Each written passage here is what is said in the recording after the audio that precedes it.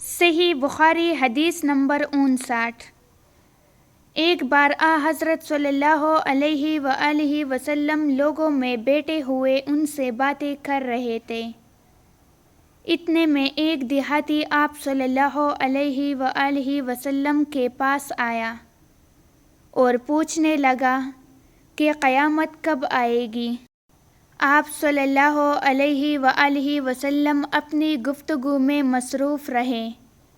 بعض لوگ جو مجلس میں تھے کہنے لگے، آپ صلی اللہ علیہ وآلہ وسلم نے دیہاتی کی بات سنی لیکن پسند نہیں کی، اور بعض کہنے لگے کہ نہیں، بلکہ آپ صلی اللہ علیہ وآلہ وسلم نے اس کی بات سنی ہی نہیں۔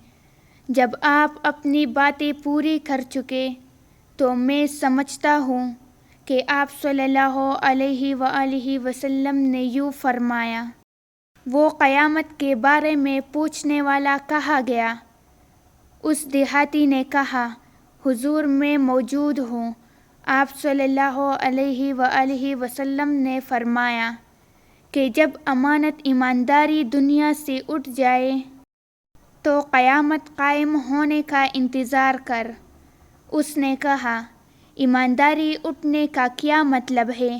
آپ صلی اللہ علیہ وآلہ وسلم نے فرمایا کہ جب حکومت کے کاروبار نالائق لوگوں کو سونپ دیے جائیں تو قیامت کا انتظار کر۔